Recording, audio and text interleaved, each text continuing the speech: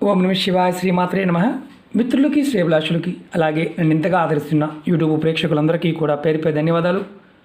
మిత్రులరా, మీ అందరికీ పరాదేవత ఎల్లవెల్లలా మీతో ఉండి మీ మనోవాంఛ నెరవేర్చాలని మనస్ఫూర్తిగా కోరుకుంటున్నాను. ఈరోజు మనం మంగళవారం ఉదయం నిద్రలేవగానే ఈ ఒక్క పని చేయండి. మీ ప్రతి కోరిక నెరవేరే మార్గాలు తెలుస్తాయి. అలాగే జాతకంలో కుజగ్రహం బలపడుతుంది. జాతకంలో కుజగ్రహం బలహీనంగా ఉంటే ధన సమస్యలు వస్తాయి, కుటుంబ సమస్యలు వస్తాయి, వృత్తి వ్యాపారాల్లో అనేక రకాల సమస్యలు, ఇబ్బందులు వస్తూ ఉంటాయి. చాలామంది సొంత ఇల్లు కొనుక్కోవాలి అనుకుంటూ ఉంటారు, కానీ ఎంత ప్రయత్నించినప్పటికీ కూడా సొంత ఇల్లు కూడా ఉండదు. కారణం ఏంటంటే జాతకంలో కుజుడు బలహీనంగా ఉన్నాడని అర్థం.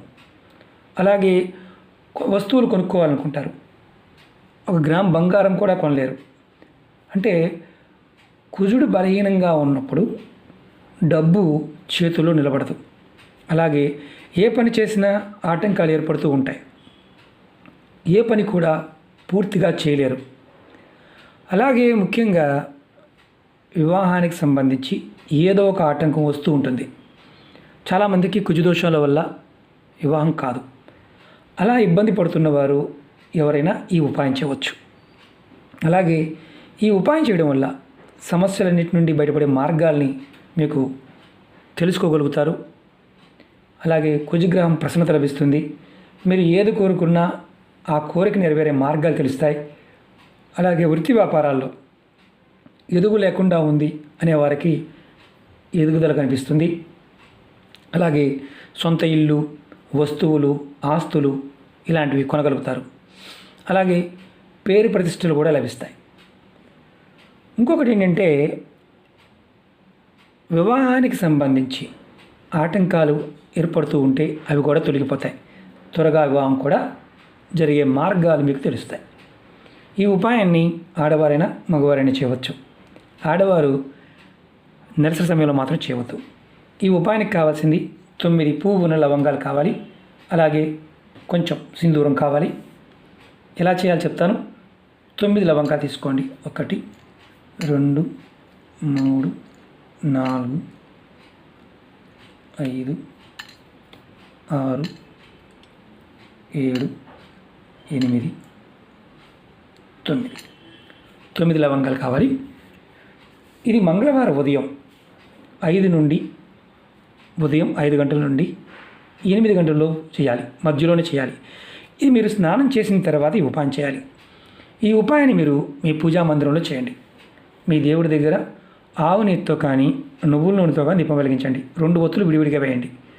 తర్వాత ఈ 9 లవంగాల్ని మీ కుడి చేతిలో ఇలా పట్టుకొని ఓం హం హనుమతే నమః, ఓం హం హనుమతే నమః అని మనసులో మీరు తలుచుకోండి. 1 నిమిషం సేపు ఓం హం హనుమతే నమః ఇలా మనసులో 1 నిమిషం తలుచుకున్న తర్వాత మీరు ఏం చేస్తారంటే మీ చేతిలో ఉన్న లవంగాల్ని ఏదైనా ఒక ప్లేట్లో పెట్టండి.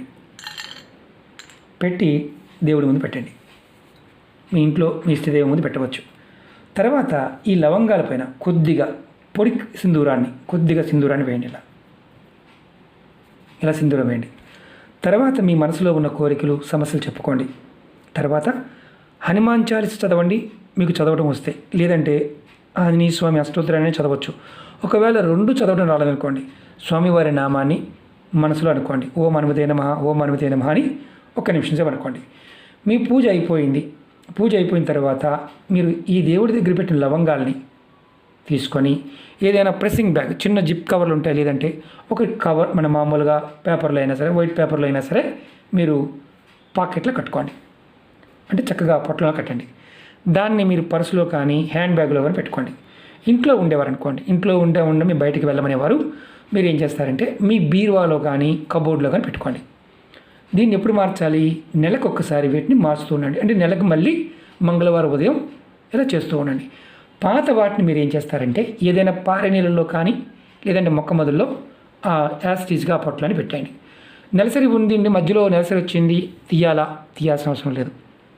అలాగే ఎక్కడైనా మరణించారు, ఎవరి దగ్గరికి వెళ్ళారు, ఆ జేబులోనే ఉంది, ఏ ఇబ్బంది లేదు. నెలకు ఒక్కసారి మాత్రం మార్చుకుంటూ ఉండాలి. ఇది చాలా తేలికైన ఉపాయం.